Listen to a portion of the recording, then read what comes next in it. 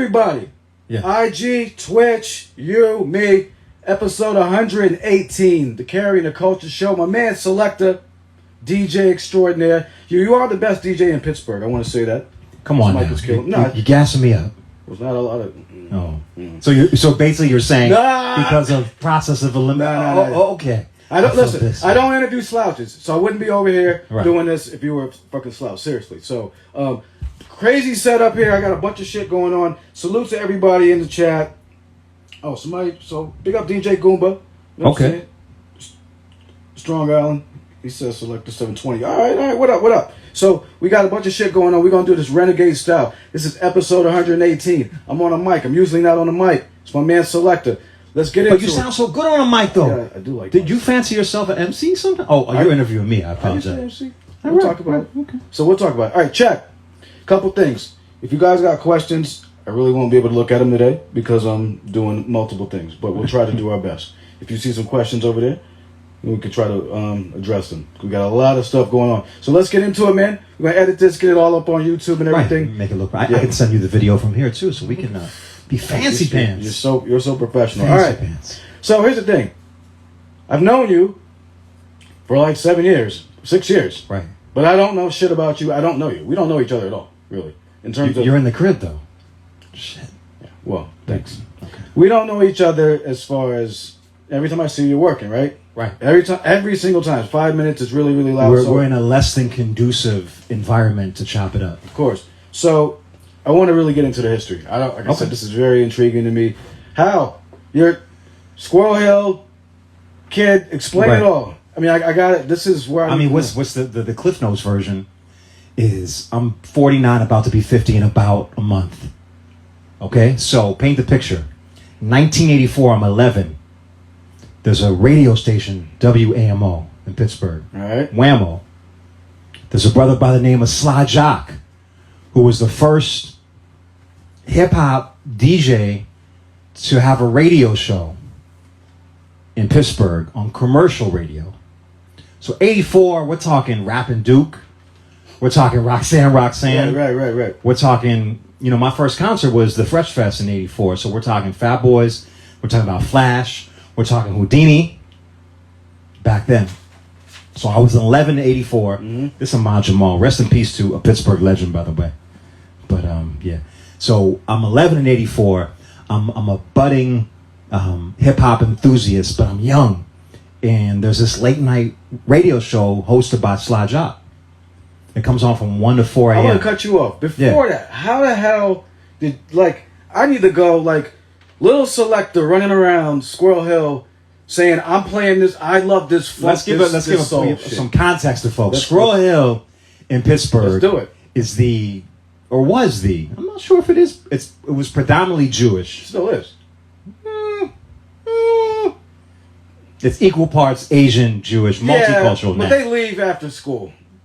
Correct. So anyway. So I really think it wasn't an environment thing, but Squirrel Hill is still in quote unquote urban neighborhood, still within mad city elements. There's, we're not talking strip malls. We're talking about you can walk down the street to a pizza spot, to a movie theater, to a grocery store, all within walking distance. So it's very urban in that sense. That's how it came to be. I was in the right place at the right time.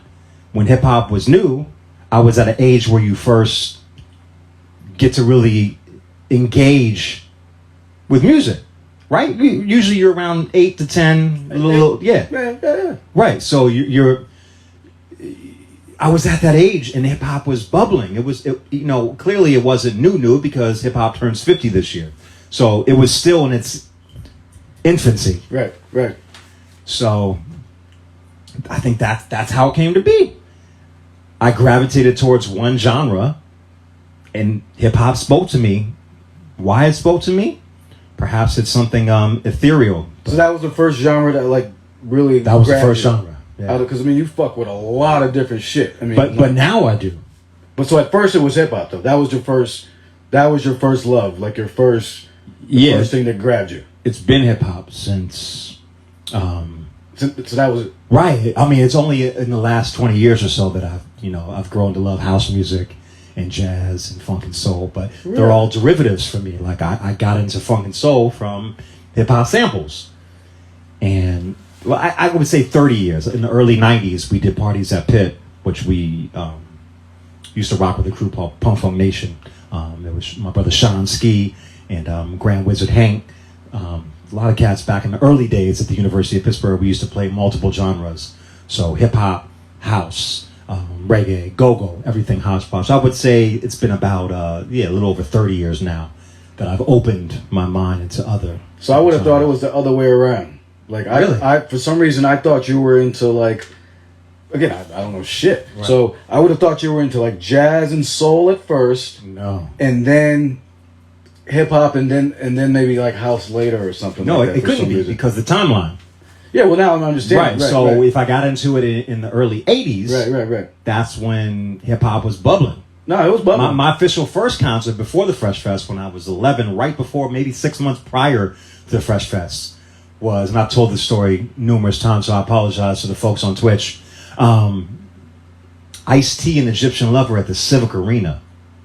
Before your time, because the Civic Arena wasn't here when you got here. Right, no, right. It morphed into the Mellon Arena. I've Now never- it's, yeah. Yeah, it's like a gas, whatever. Exactly. Yeah. P and something paints. PPG paint. Ice-T Egyptian Lover. But Ice-T was not the headliner. It was Egyptian Lover. Because he had Egypt back course. there. And what is a DJ if you can't scratch? Of course. Oh, so that was my first official, and then the Fresh Fest. And then you missed another venue called the Syria Mosque that had crazy hip-hop shows back in the day. Digital Underground with PE and Third Base. What kind of crazy pairing is that? X-Clan, Poor Righteous Teachers, D Nice at Heaven downtown. Just Ice, Chubb Rock, and Steady B at the Syria Mosque Ballroom. You're making me sad. The Juice Crew tour. But you know why? You're Right, making me right. sad because it's not around anymore. And, Right. And the whole energy, there's not even any remnants of that. Like There's you no couldn't- remnants. You can't even tell that shit was ever here. No, so this is a cat that came to Pittsburgh after the Shadow Lounge closed. Yeah, full disclaimer, I'm And not after, from and it. after any, Tamal's from Connecticut, the second best pizza city in the. No, I'm Get joking. the fuck out. I'm sorry, state. You know it's the. But Squirrel Hill Pizza. You just said Connecticut. You Okay. know how dope Connecticut pizza Right. is. All right. So anyway, A pizza. a pizza. A pizza. Yeah. Apologies. Anyway, and I'm not even Italian, but yes. So I'm from Connecticut. I moved here like 6 years ago, from Philly. But so yeah, I missed all this shit. I missed it all. I hear all the stories, and I can't see it. I see nothing. And I felt bad for you because just like God damn. we got plans falling. Holy shit. That's all right. We're good. I felt bad for you because just like cats that go to school here and that came here post 2013, they don't know a Pittsburgh with a hip hop scene, Right. or a spoken word scene, or a house music scene. So you came here right on the outer edge of things that were happening. So you got to catch maybe some early New Amsterdam. Yeah. Right, but nothing really. I mean, I've gotten Titletown at Spirit, and Right. I've gotten a couple. I mean, gotten some things. There've been some parties. It was a party at the Carnegie Mellon Museum, like a monthly thing they do, Right, where they right. change the shit out. Right. And it was like, and here's the thing, I saw that party the second week I moved here, so I thought everything was like that here, because I was like, holy shit. We got a shout out to the Skinny Boys. New Oh, Haven Zone. that's Bridgeport though. Bridgeport, BPC. Shockbox was one of my early records too, and Rip the Cut. I'm from New Haven. That's Bridgeport right there. Okay. But yeah, I mean, Connecticut's so small you can get anywhere within an hour. So it's a 20-minute drive. Big up BPT. Right. So was there a song that was like fucking? This is the shit. For That me. lured me in. It's Was it crazy. the culture? I mean, like, what was Right. it that was pulling you? It was multi-layered. I mean, I think a song. I mean, I mentioned earlier. I think hearing Roxanne, and then the 11 million Roxanne's grandfather, Roxanne's doctor, Roxanne's daughter, you're Roxanne. stupid. Yeah, so all the Answer records kind of lured me in. But I think Roxanne, just the simplicity of it and the stripped down beat, and for back then. They weren't too shabby. For back then, we're talking about the next generation up from. I guess you could say they were Flash's peers, Flash and Melly Mel. But felt like they were the next wave. Yeah, I mean everything's all relative. I mean, like for back then, yeah. I mean, there's different shit. Right. All right, so now let's jump to the DJing a little bit. So when is it where you're like these tables, these lights, like how was it? Right. Was it? Or you said was it the radio first? That comes that comes a little later in life. The radio. Radio came because I would I was this kid that was engrossed in the culture, so I would call WAMO every Friday night to do the Hot 8 at 8. So 8 p.m. Actually, every weekday night they run down the 8 hottest joints, and mind you, this is in the 80s, so these are like dope tracks. Like Buddy was on there, and Overweight Lovers in the House before that, and these are everything was kind of in those days we fucked with a lot of that shit. Of course. So I would call in and I would read off the Hot 8 at 8. So I was like the guest DJ, to eventually where I bugged Whammo so much, and WPTS, which is University of Pittsburgh station, so much that they invited me up to come and rock as a 14-year-old. I had basically a radio show on WPTS. My mom would drive me down. I would have to hide in the closet with Black Steel, a friend of mine who is also a DJ in my crew called Union. We were both underage. We were both not students at that juncture. So we would hide in the closet because they would come and check to see who was in there late at night. What? So damn. That's how we got involved. Let me get this plant. Yeah. Fucking plants. Yeah. Sorry. Apologize. All right. Right. We'll edit that out. Yeah. So 14 on the radio, and radio was my true love because I was a behind the scenes cat. I didn't really want to be the rock star DJ, so radio was my introduction to was my contribution to the culture early. And so you were doing like the whole shit? Yeah, I was running. You just figuring it out? I mean, how did they teach you? Or did you it was kind of like on the job training. We got Goomba in here now. We got Twitch folks, Instagram folks, converting from Instagram folks to Twitch folks. I love it. So, like, how did that? I mean, here you got a show. I mean, how did you sort through? Yeah, all that? I was essentially an intern. I mean, for all intents and purposes, they didn't label me that, but they were like, yeah, come in here and rock. You're a young kid. We're 18, 19 in college. You're 14. You have this drive. So come rock. You can do this late night show, and you can be in charge of the instant request. So someone would call in, and they would want to hear something instantly. I would go in production B at the University of Pittsburgh, grab the record, run it to the DJ in the front, and they would play it, and then follow that process back and forth all night from 1 a.m. to 5 a.m. I would be the instant request runner. Stop. So people would call in real time. I would grab their record and literally run it from Studio B to Studio A and grab the record. You paid your fucking dues, man. Paid my dues. 87 on, and I've been doing this for. So how long were you there? And I need to listen. I'm so intrigued by your story. I mean, I'm so like I need the fucking timeline. Like how.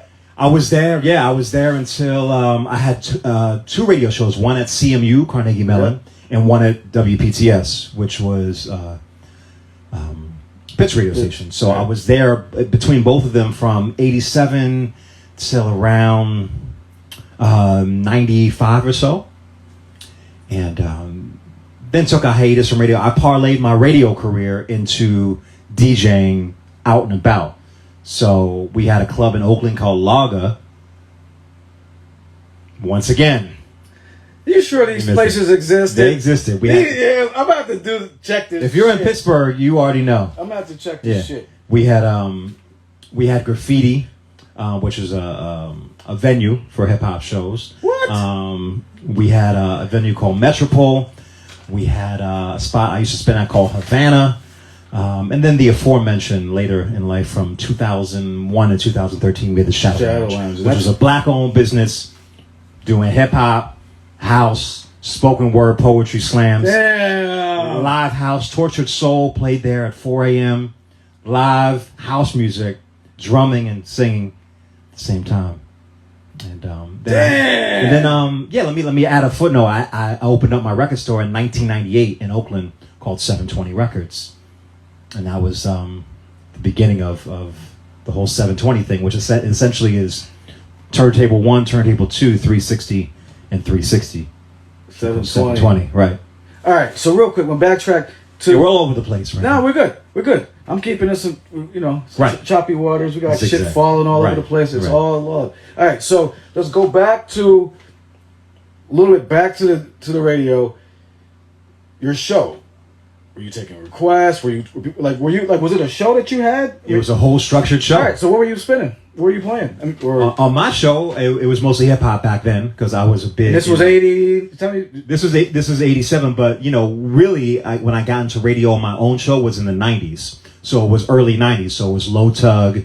It was Black Sheep. It was everything that was hot around that time. What was the K-Def and Larry? All those records. There was so much shit back then. That's the thing, man. And college radio played a huge part in hip hop. People like it. College radio was, we would beat out Whammo on most nights. There was a rating system called Arbitron, and we would beat out Whammo on Friday nights as far as the ratings are concerned. And we're a low wattage, college radio station. That's the dope shit, though. Right. So was your family supporting you and stuff? Like, what was their vibe? Yeah, I mean, my dad was out when I was early, so I didn't get much support because he wasn't around. But my mom was big into Motown, so she fostered my love for all things soulful. So that's where it began, really. I mean, hearing Motown in the crib was all I heard. I heard Smokey all day, I heard Stevie all day, and then later on I heard Prince all day, and Cheryl Lynn, and that's where it came, Mama Levy. So take me to the 720, because I'm not a vinyl head, I'm not a record head, and I like to understand. So clearly you're a record head. So take me in your world of why digging, like the whole shit, man. Like, where does it come from? Just the whole energy that you feel. Because I see dudes in the store for like 10, 12 hours. Oh, yeah. I see like some... Yeah, it goes through ebbs and flows. I mean, given that I owned a record store for so many years, when you're around something so much, you become disillusioned by the allure of having records. But so at that point, I wasn't really buying records; I was selling them. But since then, since we shuttered in 2015, you can look around this room and know that it's a problem. Right. And this isn't even it. There's records in the attic.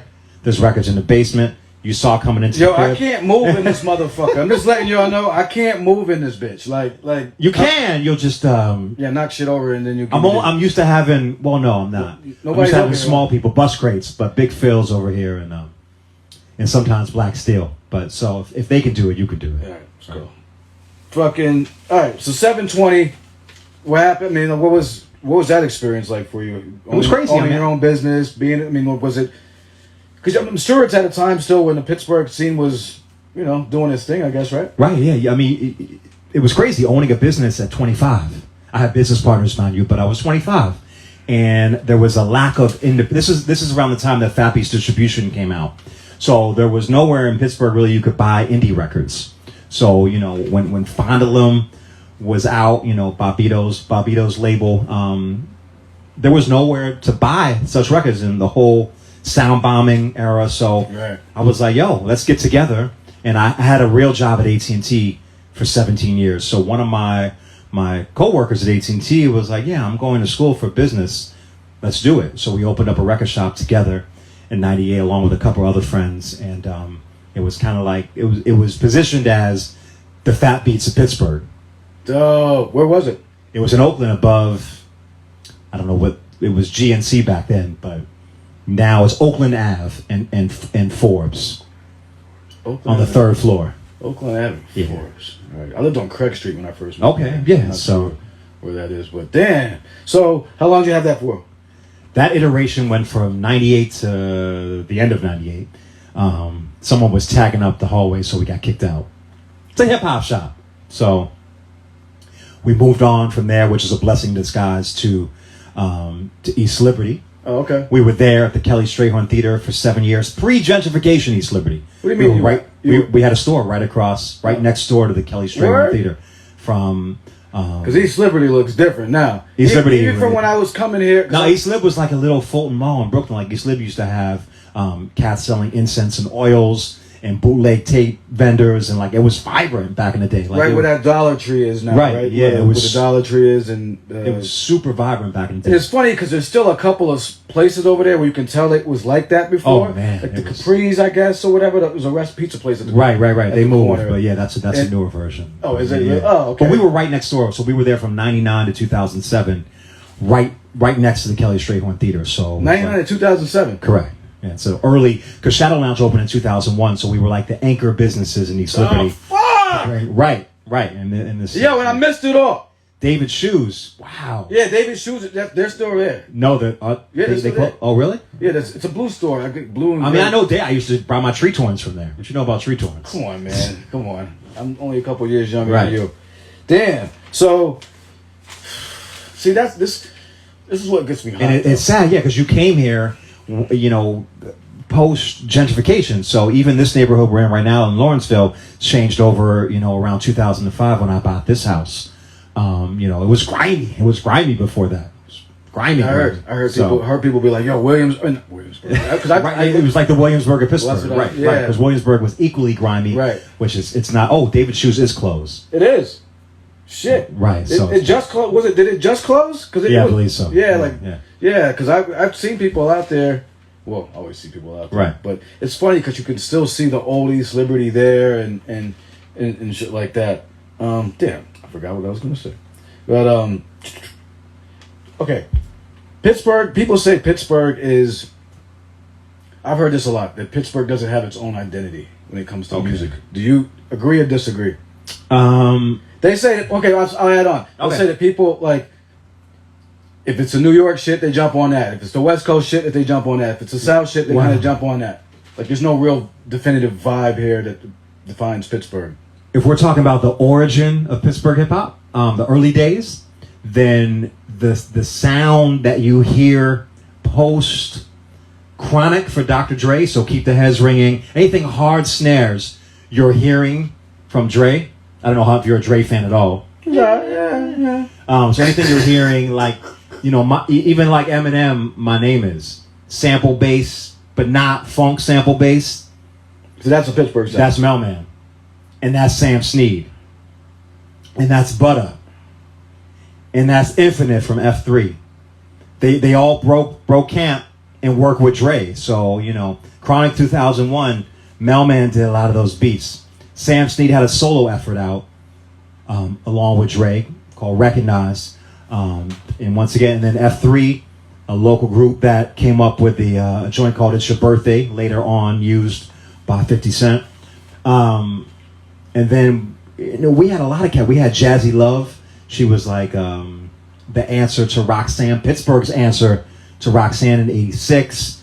So we had a scene. We were strictly East Coast back then. That was the Hill. So that was the vibe. Strictly East Coast. So Melman, Dre, Butter, who worked with West Side Connection, and a lot of those cats. Been around for a minute. Mm-hmm. Damn, and I missed it all. But I was somewhere else doing my own thing too. Right. Connecticut has, you know. Yeah, we had our shit going on, and I was always trying to hit up New York as much as possible. So we got Brother Smiles in the place from B from the Get Down. Oh, my man Smiles, what up?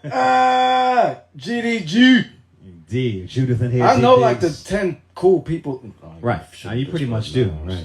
I know who I need to know. Right. And that's what I always say. I fuck with it here, man. I mean, people are really nice, and I will say that people like genuinely, the people I bumped into are genuinely been cool with me. Right. So, all right, keep going with this DJ shit. All right, essence of being a DJ for you, like what it to me. Because you don't. How are you with the tricks? You don't do it. I'm not. No. Right. The reason why I never got into that is because, and I've told this story too, so I apologize. I haven't heard if you're that out there shit. listening. I haven't heard it. So coming up, Pops broke out when I was 2. Me too. Right. So Ma Dukes, she was a hairdresser. Really? Not a lot of money in doing hair in the 80s. So she worked 3 jobs, no child support, which is a common issue that's still prevalent today. No child support. Yeah, of course. And so she had to work 3 jobs. And we only got to live in Squirrel Hill, which, you know, back then even more so was highfalutin. We only got to live in Squirrel Hill on Section 8 because the landlords were also Jewish. So they were like, we don't usually rent in Squirrel Hill, Section 8, but since you're Jewish, totally illegal. I'm not condoning it.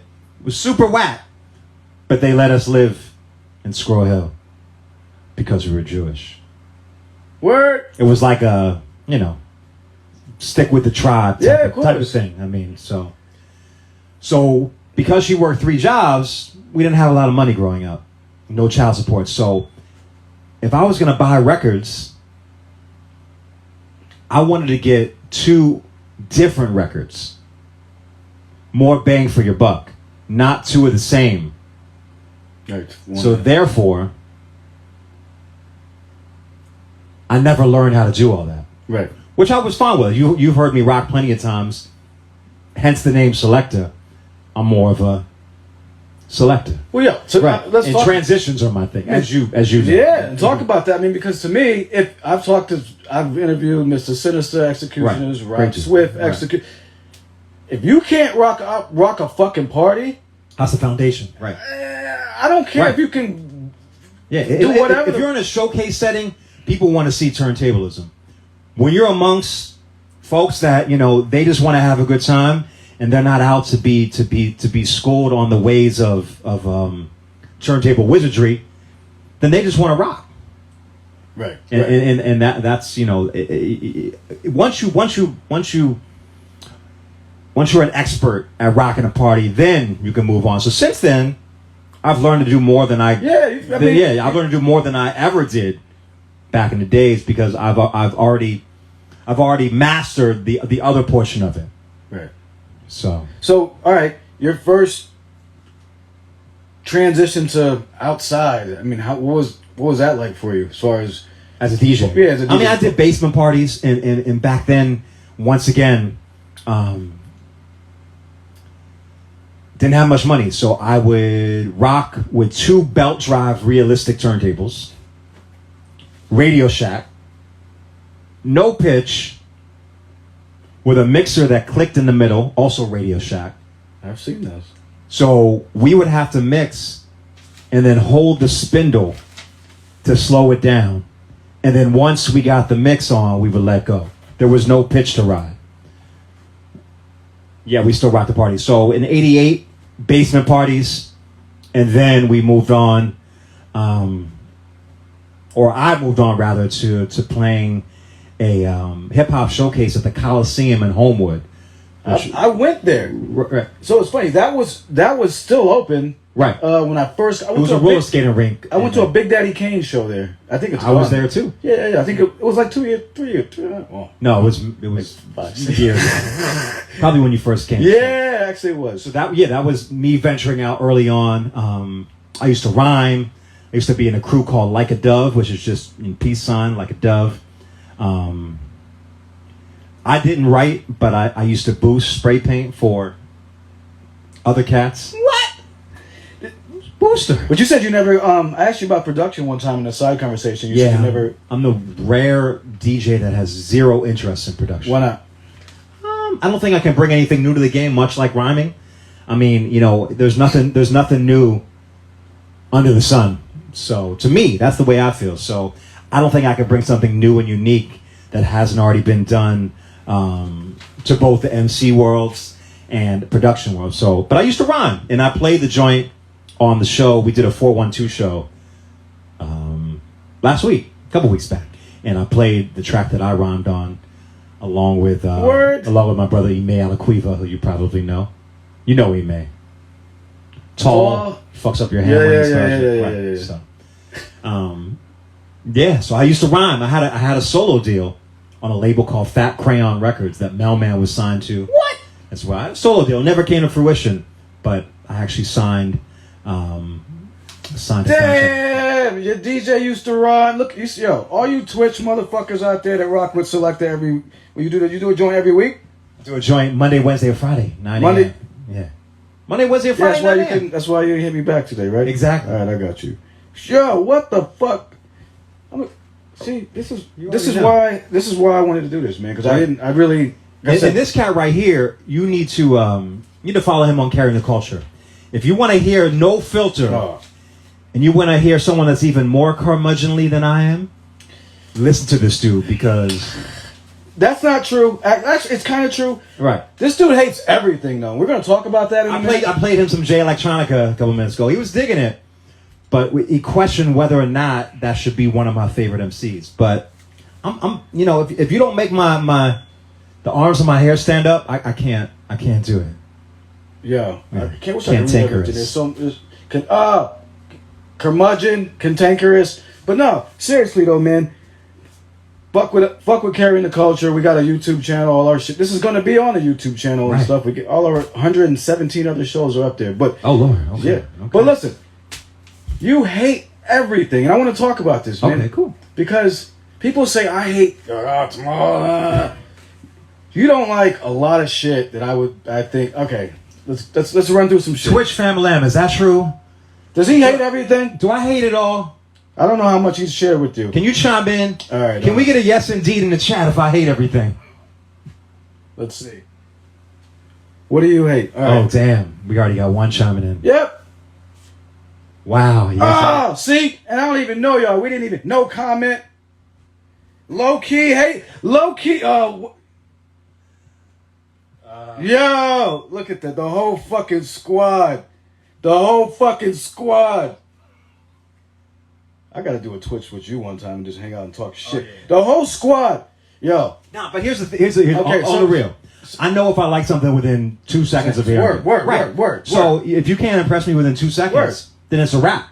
With house, with jazz, with anything. Name something that because I can't think of anything off the top of my head. Name something that you should like that you don't fuck with. Quote in air quotes. Just you mean like an artist or a genre? Artist. This is just for fun. Wow, that's a tough one because I feel like I'll name some people. I just name some people. I know you'll name some people. You're gonna say Jay. You're gonna say Jay. I mean, I'll name some people for you to pick. All right. Right. Go ahead. I'm just gonna name some of my favorites, and we'll see where you go. Your favorites that you like or you don't like? That I do like. Okay. Just see where we are. See, meeting of the minds here. Redman.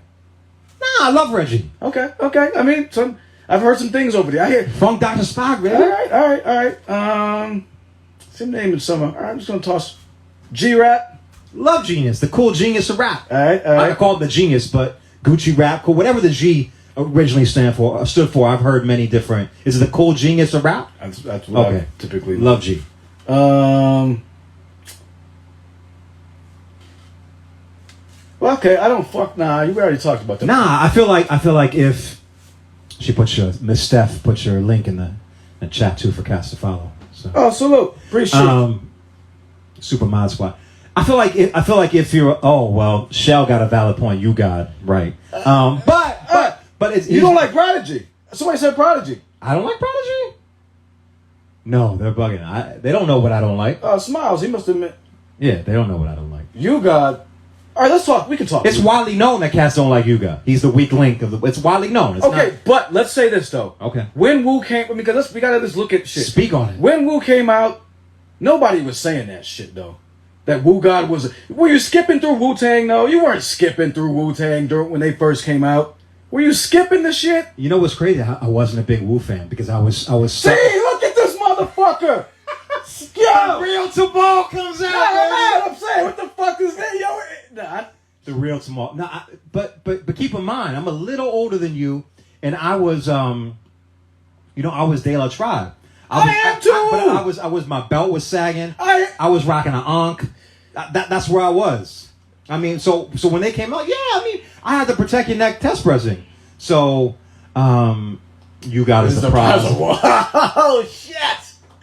Yo, no, I was so hypnotized by that aesthetic. I think that a lot of street cats didn't appeal to me, even though on the surface Tip was a street cat. but the presentation. Yeah, Tip is a street. Right. That's what I'm saying. But the presentation was of course. was the antithesis. So it drew me in. When I saw Potholes in My Lawn, the video bugged me out. I was game changer. It was a monumental moment in my 16-year-old hip hop life. 88 was fun. That's why I got 3 feet right here. The OG pressing. OG pressing. Not what's out now, but the new. Yeah. So. No, I get it, man. I mean, all right, so I get it. We want to hear the real Tamal. Listen, this is about you. It ain't about me wilding out. I mean, it's like Wu-Tang. I'm curious. I'm genuinely curious because sometimes, even with you'll share something with me, and I'm like, you're like, oh, you don't like that, and I'm like, I share something. So it's funny. But like, somebody said Prodigy, so you fuck with Prodigy, right? You fuck with Mobb Deep. Yeah, I mean that's a given. Yeah. I love Prodigy. Smiles, yeah, of course. All right. So you like all the day? Okay. NWA. I'm just tossing them out. Big fan of Ren. I think Ren was the strongest. Bar for bar. Maybe not cadence. Cube has that, but I was a big Ren fan. He didn't have the greatest solo career, no. as we've come to learn. Right. But yeah, you don't fuck with Cube? I do. Oh, I do. I didn't fuck with him post NWA, all that in the club shit. No, that was not my cup of tea. But what about his first couple solo joints? Oh yeah. Yeah, okay. When he broke out out here and worked with the Bomb Squad. Yeah, okay. All right. I'm saying when we got to know Cube later on, and the movie star Cube, it was not. Yeah, I mean, are we there yet? Right. Trespass Cube. Right. I mean, all right. Cypress Hill. Big fan. He's lying, y'all. No, I'm just fucking. Nah, I have the Cypress Hill box set right there. Let's talk group. I have a box set of Cypress Hill, all the 45s right now. Let's talk group home. That's booty cheeks, as you would say. Dookie cutlets, doodoo, doodoo, hot doodoo on a stick. No, I mean it's just So you get laced with primo beats, and you get escalated to higher levels, just much like J. Rue. Name a J. Rue song, sans primo, that you fuck with. Nothing. Right. Nothing. Same with group home. And I always say don't leave primo. However, I'll say this though, I won't put them in the same category lyrically. No. I'm just saying J. Rue. No, but he shouldn't have left primo though. Not at all. There's just some. Oh, thanks for the re-up, Johnny. People are subbing. I'm making money on your right. Re-upping on what? What you doing? You re-upping? They're subscribing to me. Oh, I thought thinking the drug talk or something. I mean, like, what you selling? Right. But no, definitely not on the same level. But there's something about when you're introduced to an artist with a producer that does their entire first projects, then when you hear them minus that artist, then it's kind of weird, right? Like all the Guru Jazzmatazz shit wasn't dope. All of it wasn't. All of it was. Some of it was. Some of it was. Oh, okay. But the lack of primo on those beats was odd because we were never used to hearing Guru without primo. But we did with his whole bald head slick, alter ego, and as the years progress. Right. But yeah, I mean, I think anyone over a primo beat. I mean, Primo did several tracks for Christina Aguilera. She's a great singer. But she's from Pittsburgh. Don't sleep. Snap. I'll play a joint. Don't. And Chill Rob G version is the OG version, by the way. Fuck it. Anyway, Snap. Right, Snap is from Pittsburgh. Right, I'm not condoning that. That's the original beat biter, dope rhyme taker. Take it to your face. You ain't nothing but if you know the Snap story. Chill Rob G came out with a joint called "Let the Words Flow" on Wild Pitch. Yep. Wild Pitch. I mean, that's the label. No, that was the label. Right. Yeah, so it fucked everybody over with all right. that shit. So, and then there was a cat named Turbo B from McKeesport, which isn't tangentially it's Pittsburgh. Yeah. He was overseas in the military. He heard the joint and stole a bit. You know, it's getting kind of hectic. Worked with some producers overseas. Came out with a song that you all know called "I Got the Power," which essentially took bits and pieces from "Let the Words Flow." And then in turn, Show Rob G came out with his own power rap to combat that. Right. But yeah, Turbo B, we don't really claim him. Nah, I mean, all right. So I just hate everything. I mean, it's not really working for me because you're saying you like a lot of the shit that I mentioned. But real quick, going back to that group home shit, I totally think that if they didn't have those beats, they'd be average at best. That's just, I mean, well, yeah, I mean, that's a given. Like, yeah. Okay, because there's nursery rhymes. Because I get people going like, group home is like, one of the best projects of all time. Stop. I swear to God. I'm serious. Sure? But I think they're simply saying it is the best collection of primo beats.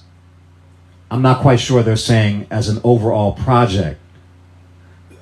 I think that's what I want them to mean. Right. But I think some of them actually, like, whatever. Right. I mean, group home. Anyway. What are you listening to now?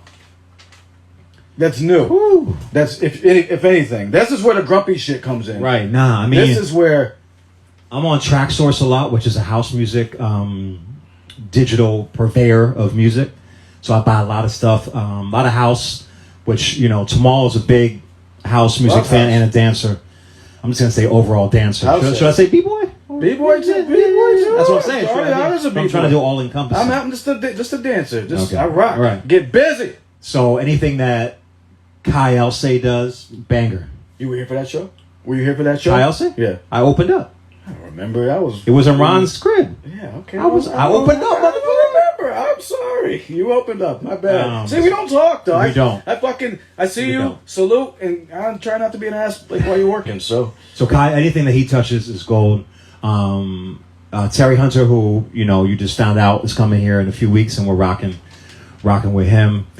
Spinner, a lot of his house production is amazing. Quentin Harris. Any hip-hop at all?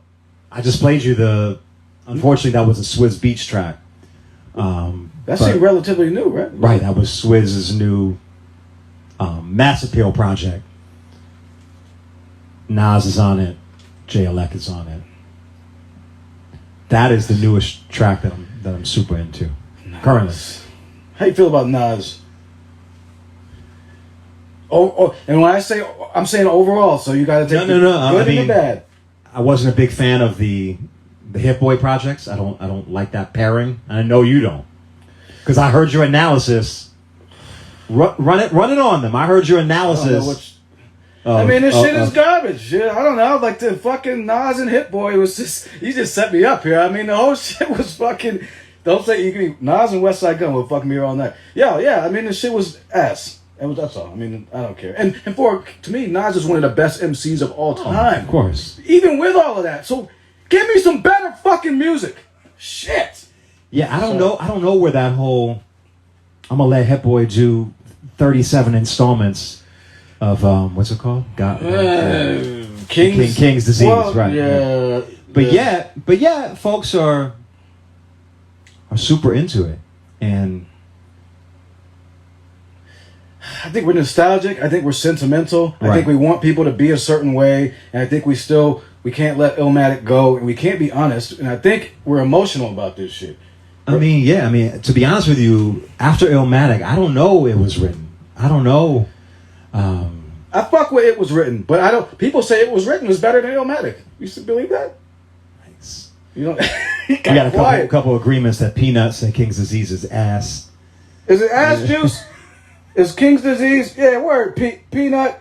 King's Disease is sweaty ass cheeks from like a long day in church, and black churches have no AC, and that's sweaty ass juice. She said, "Y'all need to watch your tones." So they get mad. See, the Nas, you say anything about Nas, they get hot. All right, whatever. Okay. All right, you asked me a question, and I want to make sure we get to this. I'm gonna ask you before we close out. It's almost time. So you asked me. It's almost time to set forth the rhyme. Any minute now, any second now. Come on, name that tune. That's the JB's joint. Woo! Yeah. So Maul doesn't fuck around. Come on, man. Don't question Maul. Exactly. That's the shit. Yeah. Throwing off my notes. All right, golden era for you. And you were. Oh, crazy! No, we didn't talk about this. We talked briefly. We did. Okay. So I'm gonna ask you. Oh, so you asked me, but I'm gonna ask you. You said the years. Get the fuck out of here. All right. Glue. Springtime stick up, 12. All right. So, for golden era for hip hop, let's just call it music instead of the cult, I won't say the cult whole b-boy and everything. What is that for you? But let's preface And this. why? Let's preface this. Okay, so I recently went to the Universal Hip Hop Museum pre-exhibit in the South Bronx. They're opening up a mega $1 million multiple floor joint in the South Bronx. But they have a small exhibit. Hold on. Yeah. Queen Heroin, I love you. Queen Heroin, I met Queen Heroin in New York. Shit garbage. Woo. King's Disease 3 is not fire, it's alright. Stop the fuck out of here, Watkins. You my man, but fuck out of here. Alright. You Nas apologist. Alright. This dude said Nas apologist. I'm Sorry. Apologies. Okay. So I went to the Hip Hop Museum. Walked in. Now I almost forgot what the years are. I told you the years. They had the golden era. Okay, golden era of hip hop. They had it 86. from 87, I believe, 86, 87. to 90. To 90? Correct. That was the stopping point. Okay, when do you have it from? I've always thought, and perhaps because it's my age,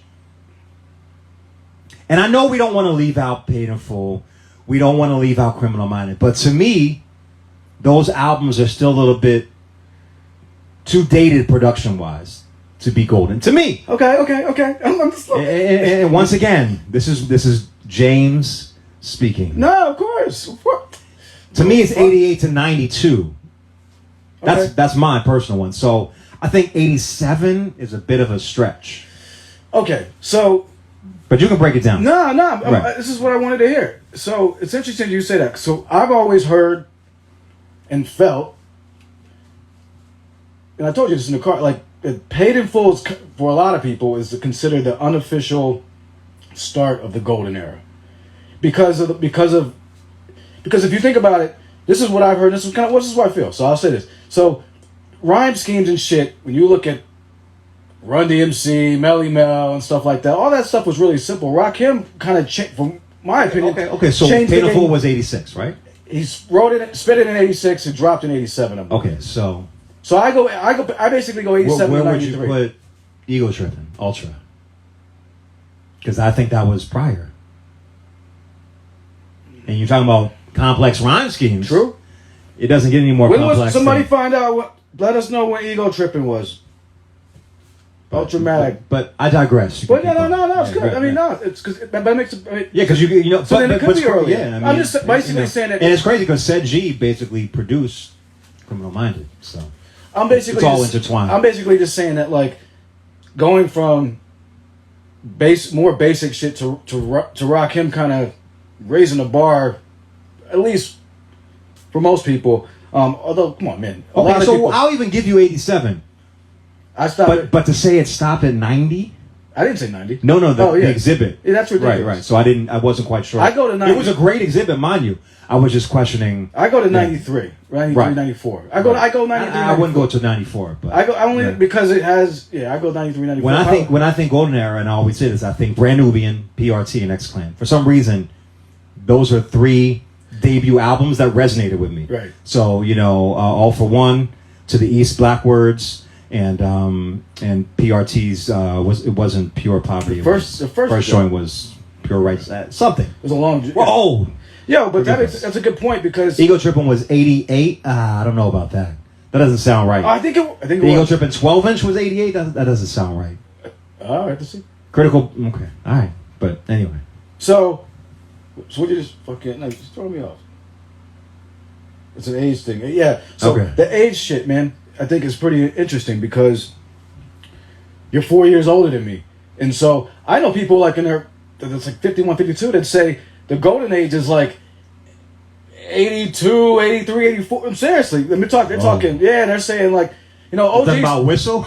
T-La Rock. No, I'm seriously. Right. They're saying But like, even T-La Rock wasn't out in 82. nah, but I mean, T-La Rock was out in 84 because that was the first Def Jam. 84.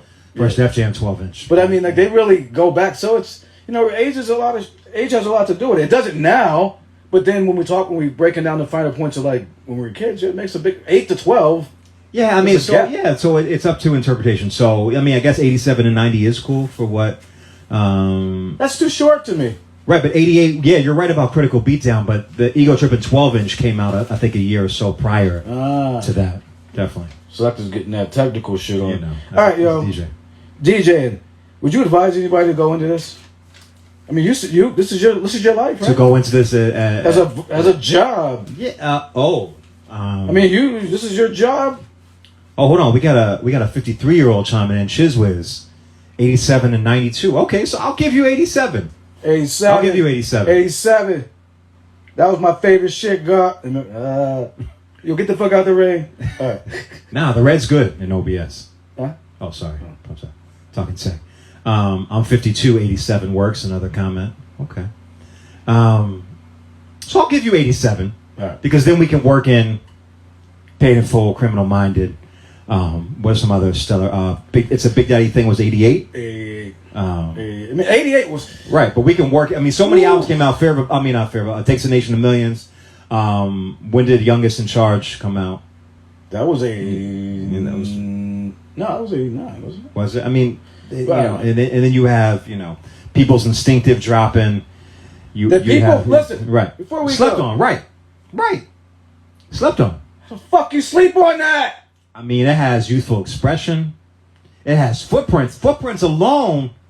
When the drums come in, it's bananas. I got people saying they tried heads. Because they always go directly to Midnight Marauders. But you can't. They bypass. You can't. I'm a low end. You can't. I know. I'm all of it. Right. I mean that was the intro. I left when I'm hearing. I used to live in El Segundo, so when I heard that shit, I'm like, holy shit! Come on. Right. I mean, it's the least. I mean, Love Movement should be. Well, actually, the last joint was kind of. 88. Yeah, that was a special year for. I mean, but 88. If we had the graphic up, literally 50 plus. Man. Slick classic Rick, album. All Hail the Queen. Fucking Eyes on This, Light. So much. Yeah, I mean, I wish I could rattle off more. I mean, the Symphony dropped in 88 as far as, I mean. So In Control came out then too. Right. Craig G was 15, by the way. Well, Craig G had joints early. Like, he had Shout Rap as a kid. Who were the group called the Wonder Twins. Yeah, we gotta get ready to go in a couple No, minutes. we're good. No, we don't. Why not? Because my shit. You got all night. No, I don't. That shit gets cuts off. Oh, damn, Instagram. I got the limit. We're on Twitch. I got the limit. Holy shit. See? Oh, I asked you a question. Very important question. Do I recommend it now? Now it's easier to get into. Do I recommend it as a career? It's based on your market. I mean, being a DJ in Pittsburgh is rough. You gotta rock at bars that don't necessarily pay what should be paid, so that's kind of rough. Do you play music that you don't want to play? You've heard it firsthand. You've given me Tamal has given me plenty of times. Plenty of times. So he's witnessed, but I vent about this on Twitch all the time. I'm like, if I have to play Get Money, Crush on You, All About the Benjamins, if I got to play another DMX track, if I got to play C Murder, if I got to play, Gucci Mane one more time, it's disingenuous. Now, how do you do it? It's disingenuous. Well, because I have Twitch as an outlet, so I do it to pay my mortgage. But then and they heard me on Friday night. I got a little. I call it Applebee's playlist. Okay. The basic, the Chi-Chi's, the Olive Garden, the run of the mill. Yeah. You do like some extra soup type. Okay. Right. Endless breadsticks. Right. Got you. Right. Say when. Say when. So, I mean, that was a pepper grinder? No, that was the pepper grinder or cheese. The cheese, right? Okay. I mean, I haven't been Olive Garden in a long time. They call that the McDonald's. This dude said, "Say when." They call that the McDonald's of Italian restaurants. Say when. Fuck, you killing me. Yo, would you go? So no. I mean, from a monetary standpoint, it's a lot cheaper to get into it now because you have the world of music. I don't even have to buy music. I can go on Tidal and rock off a Tidal. So it's easier to get into it now. It's not as cost prohibitive as it once was. And you no longer have to schlep around 7 crates like we used to do back in the day, a crate for each genre. So would I recommend going into it as a full-time gig at this juncture? Only if you're in a market like a top 5 market, if you're in Atlanta, if you're in New York or LA or San Fran or Houston, what I recommend, like my brother Jay Finesse, who's in here right now, Jay Swan, Portland's in here. That's when I would recommend going into it if you know that you can acquire enough gigs to actually aid in paying the bills. If not, stick with that Dolly Parton. You know what I'm talking about? Dolly Parton. 9 to 5. Oh. To make a living. Oh, yeah, you're older than me. Yeah. Obligatory Dolly Parton references. Yo. Somebody's from Portland? Oh, yeah. So, I heard Portland's a shithole now. And is it? Jace 1 is in because I heard it's like full of like fucking fentanyl fiends running all over downtown. And in Seattle too, because I used to love those cities for the outdoors shit. Right. I heard they're both like fucking shit burgers. This dude says shit burgers. What is? I don't know what those are. I'm emoji illiterate. We need our own Twitch show. That's what we should do some shit. Yo. Carrying the culture. Yeah, we gotta get out of here. For the IG things, we gotta get out. It's been an hour. They're gonna cut me off, so my account gets blocked all the time. I talk shit. And right, you get shadow banned all the time. Once again, follow Carrying the Culture. This dude has zero filter, and he will go in. I won't do on anyone that combats it. I just shut up, man. I post dope music, new shit, old shit. We got all of our interviews up. I mean, legendary people. Blah blah blah blah blah. And there's some big news coming. Just weeks away. That's all. Really. That's all I'm gonna say. News. No, monumentous, monumental, magnanimous. Might change my life, man. So, salute to everybody. IG, Twitch. Thank you for letting me fuck with your man, Selecta. You got a little squad here and shit. We are in here deep. Downtown Portland isn't being patrolled anymore, so it's wired. It's fucking grimy. Yo, they got emojis all crazy. Yo, thank you, man. I appreciate you. We're gonna get this up on the YouTube channel and all this clips out and everything. You got the Twitch and you got this 30 monitors. This setup is fucking dope, yo. You should come check it out one day. No, they should not come check it out.